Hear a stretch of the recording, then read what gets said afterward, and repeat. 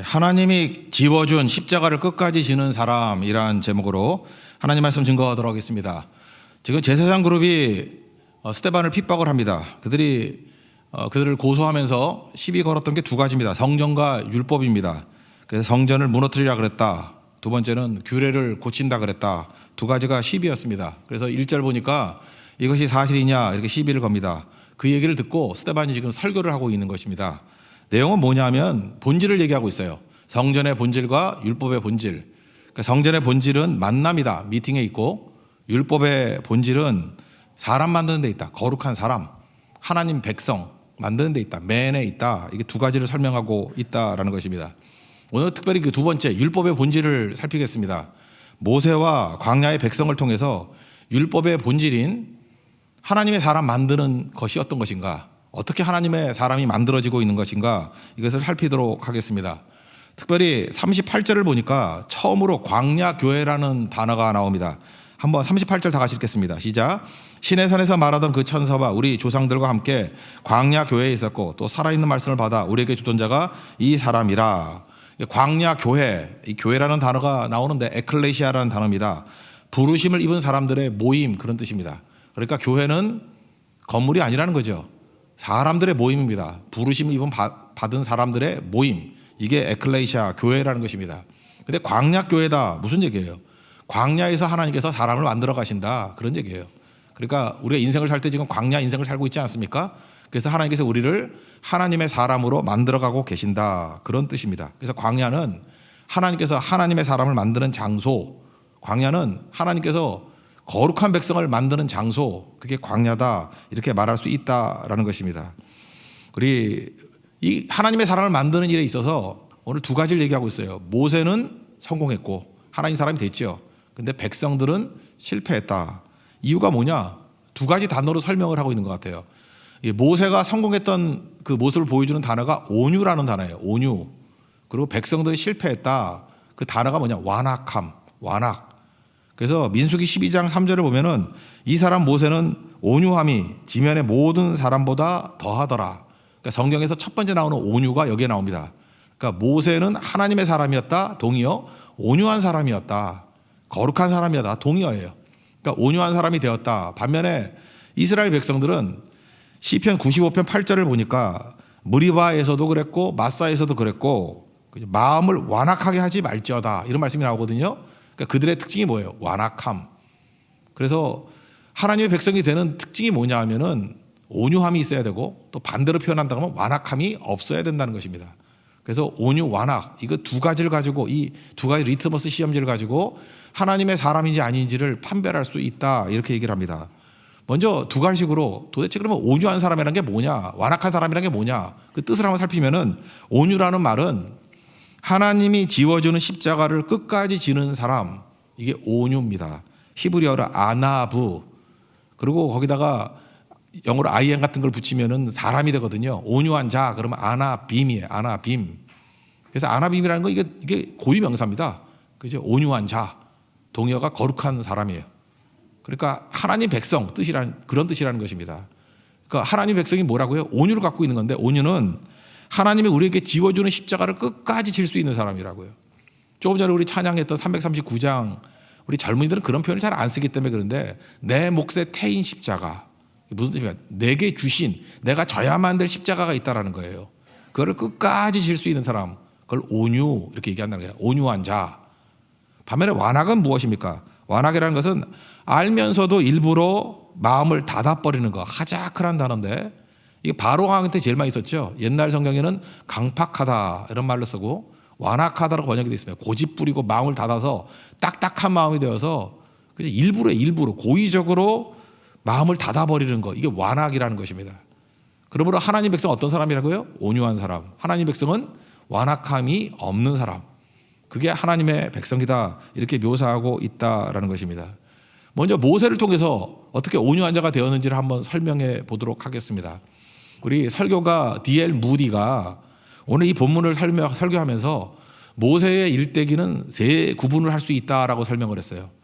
먼저 최초의 40년, 첫 번째 40년은 자기 자신이 꽤 괜찮은 사람이다. I am somebody라고 생각했다는 거예요. 괜찮은 사람이다. 그리고 두 번째, 그 광야에 있었던 40년 동안의 생활은 아무것도 아니죠. 그래서 I am nobody. 나는 아무것도 아닌 존재다. 그걸 깨닫게 되었고 80세에 하나님을 만나서 부르심 있고 난 다음에는 하나님이 함께 하시는 사람이니까 능력 있는 사람이죠. 그래서 I am God's body. 나는 하나님의 몸이다. 또는 뭐 하나님의 사람이다. 그런 식으로 묘사를 했어요. 저는 굉장히 의미 있는 묘사라고 생각을 합니다. 그래서 하나님께서 광야에서 모세를 온유한 자로 만들어 가십니다. 하나님의 사람으로 만들어 가십니다. 성공했죠.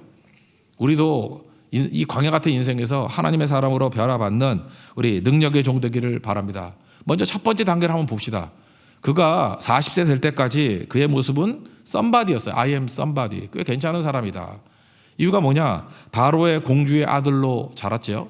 그리고 애굽의 모든 학문과 지식을 다 배웠습니다. 그리고 웬만한 일들을 다 능하게 감당했다라고 성경은 이야기를 합니다. 그러다 보니까 내가 somebody니까 꽤 괜찮은 사람이니까 나를 믿겠죠. 나를 의지한다고요. 그래서 그는 자기 생각을 의지했습니다. 생각의 길을 갔다라는 거예요. 여러분, 생각이라는 것은요, 이게 사실은 가치 중립적인 것입니다. 마귀가 장난칠 수 있는 아주 좋은 장소이기도 해요. 요한복음 13장 2절을 보니까 유다의 마음에 예수를 팔려는 생각을 넣었다. 마귀가 가론 유다의 마음에 예수를 팔려는 생각을 넣었다. 이렇게 얘기를 합니다. 그러니까 내 생각 같지만 사실은 마귀가 집어넣은 생각입니다. 그러니까 마귀 뜻대로 끌려갈 수 있는 거죠. 그래서 너무 자신만만한 사람은요, 자기 생각이라 그러면서 실제로 마귀의 종로로 할 때가 많이 있다라는 것입니다. 그래서 우리는 생각의 길을 걸으면 안 되고 말씀의 길을 걸어야 된다는 거예요. 광야 미드바르 그랬죠. 그죠? MDBR. 그 연상되는 게 뭐예요? DBR, 다바르, 말씀. 광야는 말씀이 들리는 곳이라고요.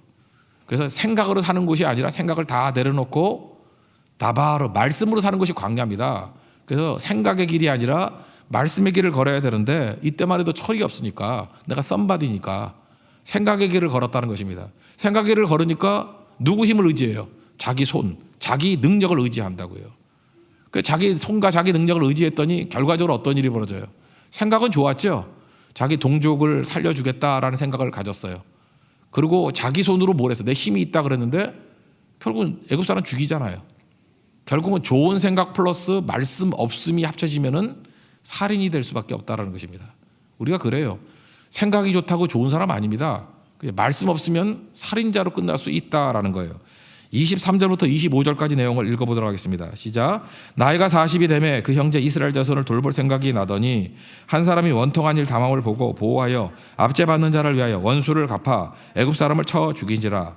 그는 그의 형제들이 하나님께서 자기의 손을 통하여 구원해 주시는 것을 깨달으리라고 생각하였으나 그들이 깨닫지 못하였더라. 결국 실패하고 말았죠.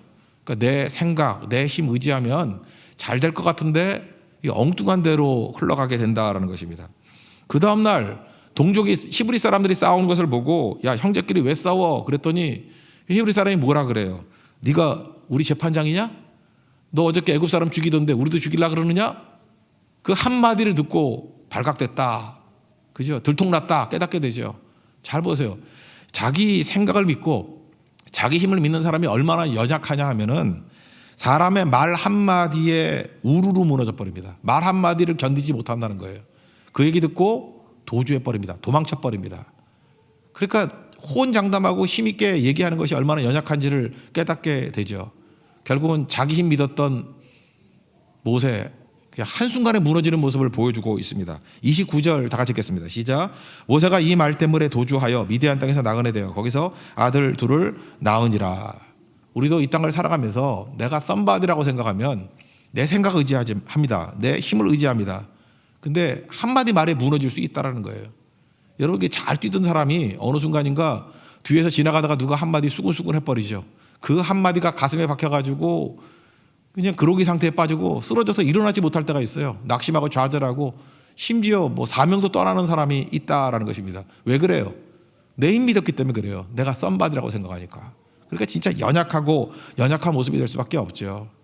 여기서 그 모세가 내가 썸바디라고 생각했던 근거가 뭐예요? 나 왕자라는 거예요. 애굽의 왕자. 그죠? 왕자라는 지위. 나 실력 있다라는 거예요. 그죠? 실력 있다. 나 배운 게 많다라는 거예요. 또 나는 의욕이 지금 충만하다는 거예요. 자신만만하다는 거예요. 힘이 되지 못한다는 것을 깨달을 수 있죠. 한순간에 무너지더라는 것입니다. 사도 베드로도 그랬죠. 여기는 모든 사람이 다 주를 부인한다 할지라도 나는 주를 떠나지 않습니다. 그리고 예수님 부인하잖아요. 그러니까 자기 생각과 자기 힘 믿는 것이 얼마나 연약한지를 보여주고 있다라는 것입니다. 그래서 광야에서 제일 먼저 해야 될 일이 뭐냐? 이 썸바디로 끝났던 인생. 광야 40년 동안에 하나님께서 그를 어떻게 만들죠? 가루로 만들어 버립니다. 여러분 생각해보세요. 그 왕자로 있던 사람이 양몰이 합니다. 양몰이. 목동하고 그다음에 처가살이 40년. 남자도 웬만하면 처가살이 안 하려고 그러잖아요. 그죠? 강과 쓸개가 다 빠진다 그러잖아요. 40년 동안 처가살이 하고 아무것도 아닌 정도입니다. 그 자기가 뭐예요? 노바디라는 걸 깨닫게 된다고. 그래서 광야는요 깨지는 시간입니다. 그래서 온유한 자가 될 때 첫 번째 단계가 뭐냐면 깨지는 거예요. 어느 정도로 가루가 될 정도로 완전히 깨지는 거. 옛날 광고 생각나는데 그 진해 거담제라 그러죠. 그게 용각산 광고할 때가 있었어요. 막 흔들면서 이 소리가 아닙니다. 소리가 나이 소리도 아닙니다. 흔들어도 소리가 안 나거든요. 용각산은 소리가 나지 않습니다. 하나님께서 우리를 1단계로 만들 때는 영적 용각산을 만드는 거예요. 그죠? 다 깨져서 가루가 돼버리면 소리가 나지 않습니다. 그죠? 완전히 가루가 되게 만들어 버리는 것. 그래서 I am nobody 이렇게 말하게 만든다라는 것입니다. 그래서 광야는 풍화되는 시간이에요. 바람 불어서 다 풍화가 돼가지고 가루 돼버리는 시간이고, 그죠? 자기 소리가 다 사라지는 시간이고 없다의 시간이 된다라는 것입니다. 그러고 난 다음에 하나님께서 80세에 그를 찾아오셨습니다. 떨기나 불꽃 가운데 찾아오셔서 하신 명령이 뭐죠? 신발 벗으라요. 신을 벗으라. 그죠? 노바디의 모세에게 신 벗으라 이렇게 얘기를 합니다. 33절 다 같이 읽겠습니다. 시작. 주께서 이르시되 내 발에 신을 벗으라. 내가 서 있는 곳은 거룩한 땅이니라. 여러분 신을 벗는다는 뜻이 무엇이겠습니까? 자존심을 내려놓는다. 또는 나 자신을 내려놓는다. 그게 뭐야? 깨졌다 그런 뜻이에요. 깨졌다. 나 자신을 내려놓는다 그런 뜻이라고요. 여러분 신발은요 나 자신을 상징하는 의미가 있습니다. 신발의 의미. 제가 그 학창 시절에 우리나라에 처음으로 외국에서 운동화가 들어왔습니다. 뭐 나이키 뭐 이런 게 들어왔어요. 나이키, 아디다스 이런 게 들어왔어요. 근데 나이키가 제일 인기 있었어요. 근데 신발이 어떤 신발이냐에 따라서 그 사람의 존재가 달라졌어요. 전 지금도 기억나요. 고등학교 때 같은데 그 체육 선생님이 우리 반에서 누구를 부르는데 야, 그 나이키 신으래 일로 와 그런다고. 선생님이 신발밖에 안 봤어요. 신발에 나이키 신는 애가 우리 반에서 한 명이었거든 그때. 너 나이키 신는 애 나와. 그랬더니 걔는 뭐 혼나러 나가는데도 불구하고 의기양양하게 나이키라고, 그죠? 그로 나갔던 그런 모습을 보게 됩니다. 저는 기차표였거든요. 그래서 기차표 나와 그러면 또 범표 있었고 수준이 다 있었습니다. 또 짝퉁도 있었어요. 나이스도 있었고 뭐 프로 스포츠도 있었고 아디도스도 있었고 뭐 여러 가지 있었다고요. 요즘엔 뭐겠어요? 뭐 발렌시아가 뭐 구찌 이런 거 있더라고요. 이게 사람들이 또 뭐로 바뀌죠? 옷으로 바뀌고 차로 바뀌고 또는 집으로 바뀝니다. 여기서 신발이 뭐예요? 나이고 싶은 거예요. 그게 나이고 싶은 게 신발이라고요. 신을 벗으라는 게 뭐냐면 그게 나이고 싶은 거예요. 그 신하고 나하고 일치가 되는 거예요. 지금 되게 유치해 보이죠. 어린 뭐 청년들 보면 뭐 신발 갖고 뭐 저 난리치냐 그러는데 나이 드신 분들은 그게 자동차일 수 있는 거예요. 그게 얼마나 좋은 차를 타고 다냐. 나이 드신 분은 그게 집일 수 있는 거라고요. 얼마나 좋은 집에 사느냐. 그래서 여기서 말하는 신이란 게 뭐냐면 그게 나이고 싶은 것, 그거 벗으라는 거예요. 그죠? 그러니까 깨지란 얘기죠. 그거 아니면 하나님 앞에서 어떤 일도 할 수 없다라는 거예요. 광야라는 게 뭡니까? 나이고 싶은 그것이 다 사라지는 것이 광야예요. 오늘도 여러분 광야 생활하고 계시는 분 있습니까? 사업이 어려울 수 있어요. 그 광야예요. 그죠? 건강이 악화될 수 있어요. 내가 지금 뭐 제대로 몸을 가르지 못해요. 그게 광야라고요. 풍화되는 거예요. 관계가 다 깨졌습니다. 실직했습니다. 실패했습니다. 사람들이 손가락에 한 것 같은 느낌을 받습니다. 그게 광야라고요. 신발 벗은 거예요. 나이고 싶은 신발이 있다고요. 나이고 싶은 신발. 제가 SNS 한번 들어가 보십시오. 거기 보면 그 사람이 누군지 알 것도 없어요. 그 사람이 나이고 싶은 것들을 막 올려놔요. 거기 보면 아 이렇게 되고 싶구나. 잘 보면 허망하고 어찌 보면 유치할 수 있다라는 것입니다. 근데 그 모든 것이 다 사라지는 거. 신발 벗는 거거든요. 그때 남은 게 뭐예요? 그게 진짜죠. 그때 하나님이 남아있다는 거예요. 하나님이 계시잖아요. 그거죠. 여러분 초대교회 얘기를 했죠. 초대교회에 가장 많은 게 뭐라 그랬어요? 역설적이지만 없는 것. 초대교회는 없는 게 많았어요. 그죠? 조직도 없고 건물도 없고 권력도 없고 지위도 없고 없어요. 은과 금도 없고 초대교회는 제일 많은 게 없는 거예요. 뭐 없고 다 없어요. 근데 오직 하나 있잖아요. 예수 그리스도의 이름의 능력. 일어나 걸으라 그러잖아요. 상장 3장 6절에서. 그죠? 은과 금은 내게 없거냐. 내게 있는 것으로 내게 준다고. 예수 그리스도의 이름의 능력이죠. 그러니까 우리가 광야가 이런 거라. 다 깨지고 난 다음에 예수님 남는 거예요. 신발 벗고 난 다음에 예수님 남는 거라고요. 다 가루가 되고 난 다음에 하나님의 능력만 남는 거라고요. 그게 광야입니다. 그래서 여러분들 하나님께서 우리를 사랑하시는데 광야로 안 보내시겠어요? 우리가 지금 보면은 연세 드신 분들은 신발 갖고 난리치는 사람 보면 웃기죠. 우리 어떤 형제 신발 멋있게 생겨서 그거 얼마짜리 했더니 내가 놀라서 200만 원이래 신발이 발렌시아가. 그때 저는 부러운지 아십니까? 목사님 부럽죠 그러더라고요. 안 부러워요. 부러운 게 아니라 불쌍하더라고. 나는 약간 유치해 보이더라고. 뭐 신발 200만 원짜리 신고 뭐 저 잘난 척하고 저러나 뭐 그런 생각이 들더라고요. 어른들은 뭡니까? 그게 나이고 싶은 게 자동차일 수 있고 뭐 집이고 뭐 그런 거 아니에요? 그 수준 차이죠.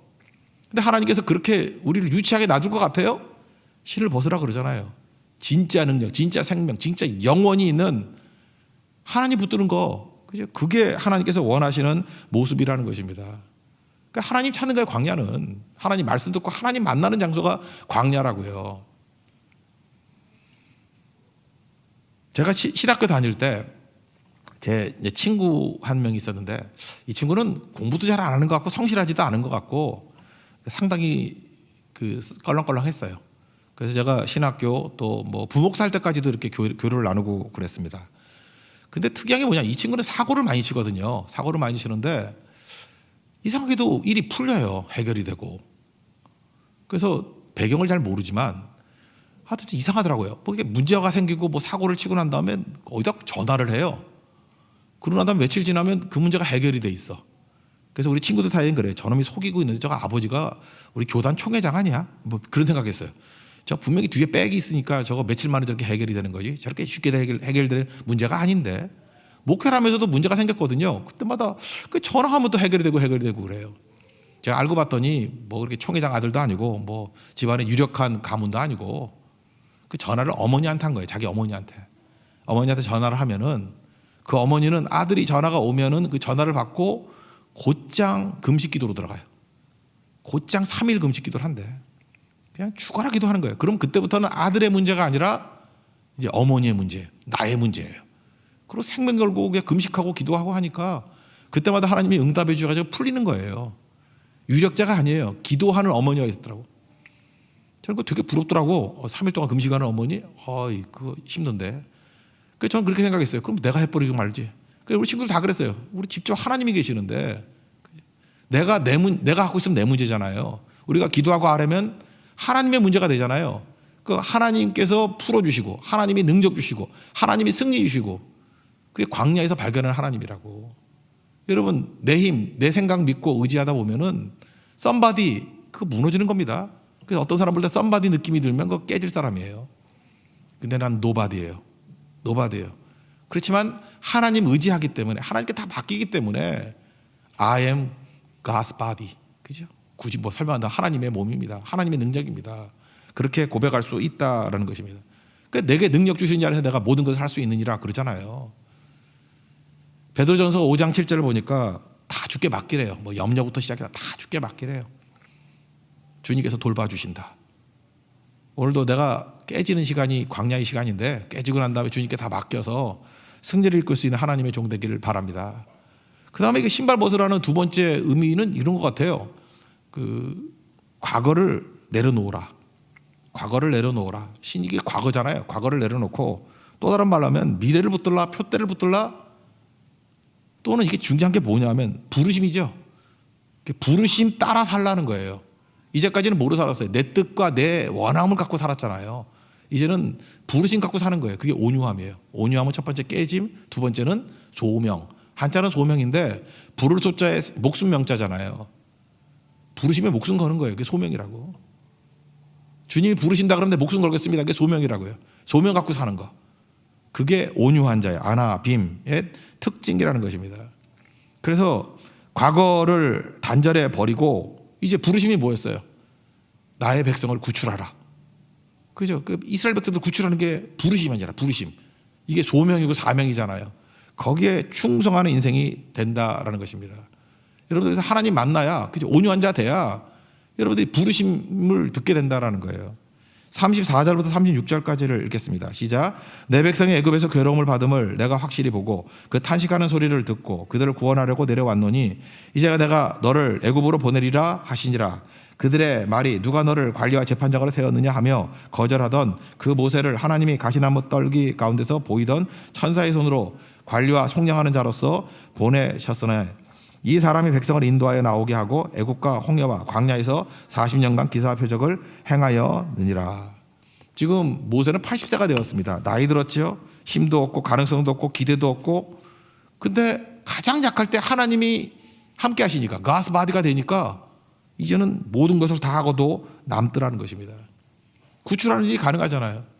그러니까 여러분 지금도 그래요. 나 힘이 없어요. 난 나이가 너무 많이 들었어요. 나는 지금 옛날보다 가능성이 훨씬 없는데요. 그때가 기회예요.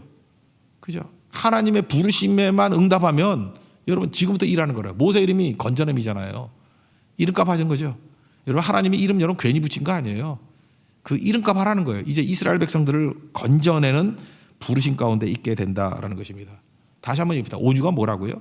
하나님이 지워주신 십자가를 끝까지 지는 사람. 내게 주신 내 몫에 태인 십자가를 알잖아요. 내 몫에게 주어진 십자가를 끝까지 질 수 있는 거. 그 어떻게 끝까지 지죠? 부르심이 있기 때문에 그래요. 내가 일단 깨졌기 때문에. 두 번째는 부르심이 있기 때문에 그 길로 끝까지 가게 되더라는 것입니다. 그게 온유한 자예요. 그게 거룩한 자라고. 하나님께서 광야에서 온유한 자가 되기를 원하신다라는 것입니다. 여러분 시편 37편은 별명이 온유한 자의 노래예요. 그러니까 아나빔의 노래. 히브리 사람은 그렇게 불렀어요. 아나빔, 온유한 자거든요. 아나빔, 아나부가 있는 사람. 온유가 아나부, 온유한 자 아나빔 노래. 37장이거든요. 37편 4절을 보니까 그 유명한 구절이 나오죠. 예수님이 팔복에 나온 거. 온유한 자들은 땅을 차지하며. 여러분 그 신기하지 않아요? 그 우리가 보통 아브라함에게 약속이죠. 땅 주겠다. 근데 실제 땅 안 줬죠. 막배하라고 외에는 무슨 땅을 줬습니까? 땅도 안 줬죠. 여기 땅을 해석을 잘해야 된다고. 하나님께서 먼저 되기를 원하시는 것은 온유한 자가 되기를 원하는 거예요. 온유한 자는 뭐예요? 하나님만 의지하는 자, 하나님께 다 맡기는 자. 그러면 땅은 뭐죠? 약속에 대한 성취라고요. 다 이루는 것을 주겠다 그런 뜻이라고. 땅을 주겠다. 하나님 나라를 주겠다. 하나님의 통치로 이루어지는 나라를 주겠다고.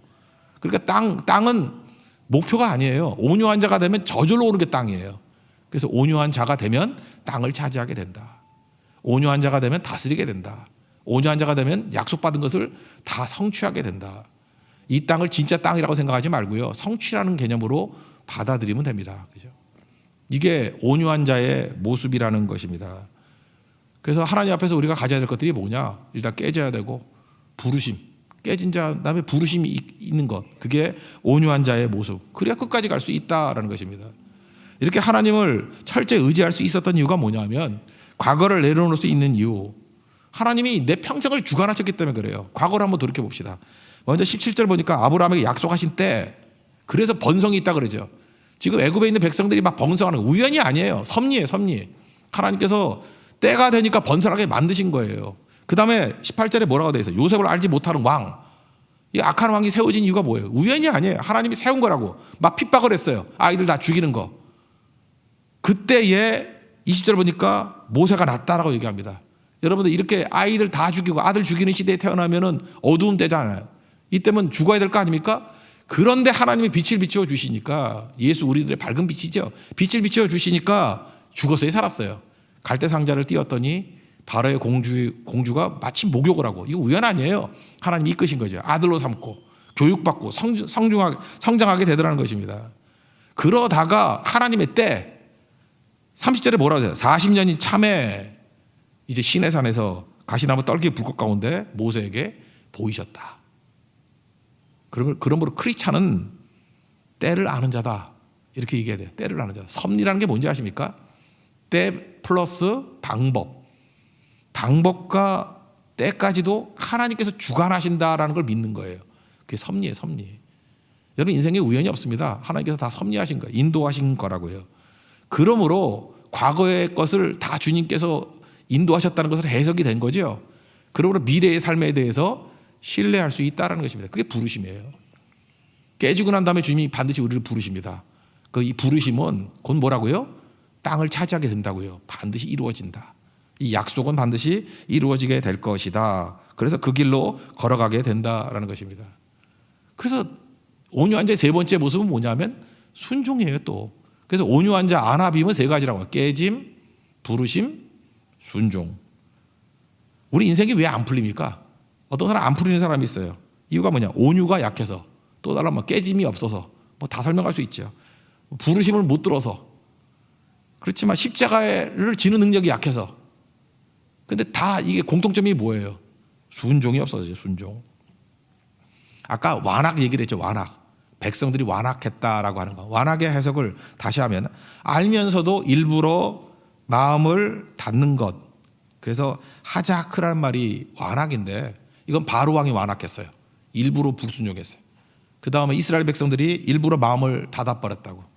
그러니까 완악이죠. 39절이 이스라엘 백성들의 모습이죠. 39절 한번 다 같이 읽겠습니다. 시작. 우리 조상들의 모세에게 복종하지 아니하고자 하여 거절하며 그 마음이 도리어 애굽으로 향하여. 여기 복종하지 아니했다. 그러니까 뭐예요? 고의적으로 안 들었다는 거죠. 그러니까 완악의 동요가 뭐겠어요? 불순종. 그죠? 완악은 불순종이에요. 이건 뭐예요? 알아요. 알면서도 의도적으로 안 하는 거예요.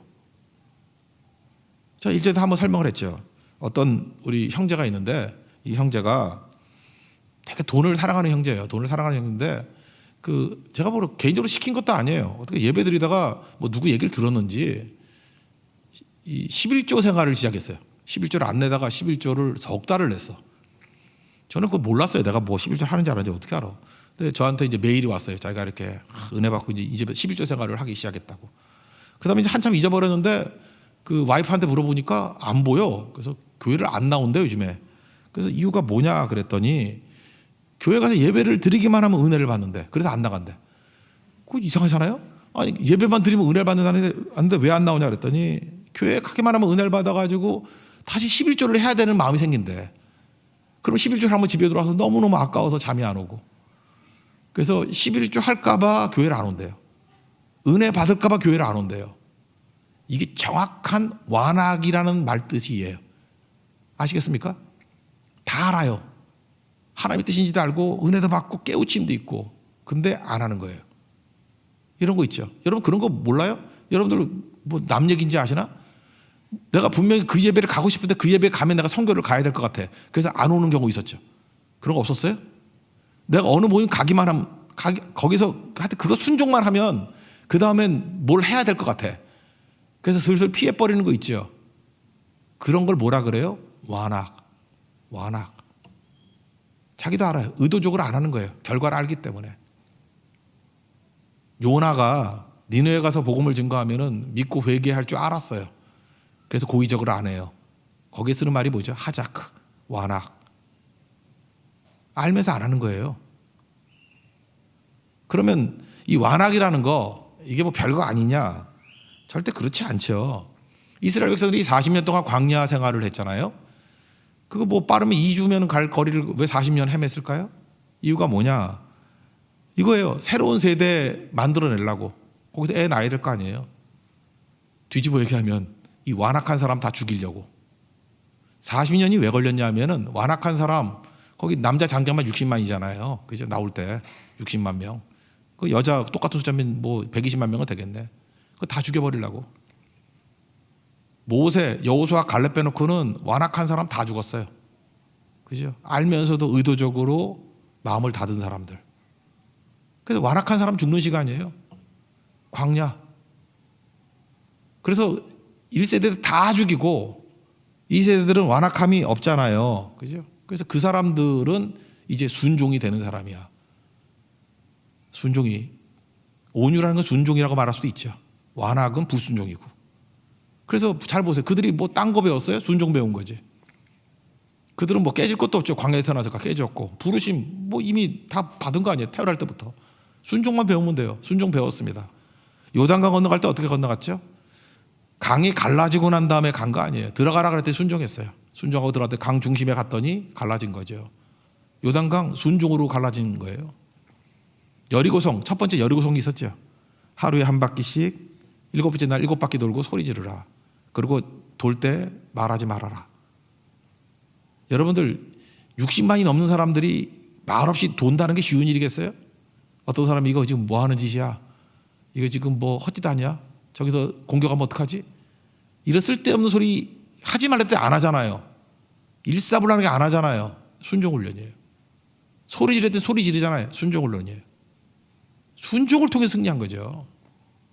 온유한 자가 땅을 차지한다. 이런 얘기거든요. 1차적으로 깨져야 돼요. 두 번째, 부르심이 있어야 돼요. 세 번째, 순종하는 거예요. 그러면 요단강이 갈라지고요. 여리고성이 무너지고 모든 것들의 승리를 맛볼 수 있는 거룩한 종이 된다라는 것입니다. 그걸 온유한 자, 동요가 뭐라고요? 거룩한 사람. 또는 뭐 신약으로 말하면 성도가 되겠죠. 다시 한번 마지막 요거 하나만 체크합시다. 거룩한 사람 그래. 거룩. 그 구약을 평생 전공한 어떤 교수님 계시거든요. 그분 전공이 레위기예요. 레위기니까 예배를 중심으로 레위기에 거룩이 제일 많이 나오거든요. 거룩. 저는 여러분들 이해하기 편하게 학원식으로 설명을 했죠. 거룩이 뭐냐? 그러면 이렇게 구별됨 그게 거룩이니까 다르다. 다름이 거룩이다. 그러니까 딴 사람 전부 다 놀러 다닐 때 우리는 다르게 예배드린다. 다름. 그죠? 딴 사람 다 죄질 때 우리는 순종한다. 다름. 그래서 거룩은 다르다. 예, 맞습니다. 그냥 딱 일반적으로 듣기에는 맞는 얘기예요. 그러나 실체를 설명하기에는 좀 부족하죠. 하나님이 뭐냐 그럴 때 우상이 아닌 것. 그건 아니죠. 우상이 아닌 게 하나님이다. 뭐 맞는 얘기지만 충분하지 않죠. 실체를 모르잖아. 하나님의 실체를. 남편이 뭐예요? 아저씨가 아닌 거예요? 그렇게 좀 뭐 맞죠? 아저씨. 내가 말하는 일반 아저씨가 아닌 게 남편이 맞지. 그렇지만 아저씨들이 아닌 것으로 남편을 설명하기 힘들잖아요. 실체를 알아야죠. 그 교수님 얘기가 이거예요. 거룩은 정의 내릴 수 없대요. 거룩은 개념화시킬 수 없는 큰 개념이래요. 그러면서 설명해 주는 게 너무 멋진 설명인 거예요. 거룩이란 게 뭐냐? 하나님의 백성이, 우리들이죠. 하나님 백성이 순종할 때 나타나는 결과, 그게 거룩이래요. 우리가 순종했을 때 나타나는 결과들 있지 않아요? 아까 같으면 순종했을 때 요단강이 갈라지고, 순종했을 때 여리고성이 무너지고, 순종했을 때 하나님 영광이 임하고, 그죠? 순종했을 때 어떤 하나님의 아름다움들이 막 나타나는 거, 그런 모든 것들을 다 포괄하는 게 거룩이라는 거예요. 거룩. 그래서 거룩은 뭐 아닌 것 같고 이렇게 더듬어 하는 게 아니라 이런 걸 뭐라 그러죠? 맛보아 하라는 거예요. 체험에서 경험을 통해서 알라는 거예요. 언제 우리가 거룩을 알 수 있습니까? 여기 앉아가지고 설명 듣는다고 하는 게 아니라 하나님 백성들이 순종함으로 말미암아 나타나는 결과예요. 이건 순종한 사람만 알 수 있는 거예요. 요한복음 2장에 나오잖아요. 물도는 하인들 말들아. 순종한 사람만 알 수 있는 결과, 그게 거룩이라고요. 그래서 백성들은 그때 그 순종했던 종들은 거룩한 사람이겠죠. 순종했을 때 나타나는 결과를 몸으로 알았기 때문에. 그게 하나님께서 원하시는 모습이라는 것입니다. 오늘 우리들 여러분들 율법, 지금 시간은 말씀이죠. 말씀이 외형적으로 뭘 하라 하지 말라 그걸로 우리를 준 게 아니고 하나님 사람 되라고 준 게 율법이에요. 하나님 사람 되라고. 말씀을 왜 주셨나? 하나님 사람, 동료가 뭐래요? 거룩한 사람. 근데 이게 우리 이해하기 편한 게 뭐라고요? 온유라고. 온유. 예수님은 나는 온유하고 겸손하니 그러잖아요. 예수님 모습이에요. 온유한 사람만이 끝까지 내게 주어진 십자가를 지고 갈 수 있습니다. 그때 나타나는 결과는 어마어마한 결과죠. 개인적으로 영생이 있고 구원이 있고 부흥이 있고 다른 사람을 건져낼 수 있는 영광이 있습니다. 그게 온유한 자의 삶이라는 거예요. 세 가지입니다. 깨져야 되고 부르심이 있어야 되고 순종이 있어야 됩니다. 그런 능력을 맛볼 수 있는 하나님의 거룩한 종 되기를 축원합니다. 자리에서 일어나겠습니다. 내려놓음 찬양하겠습니다.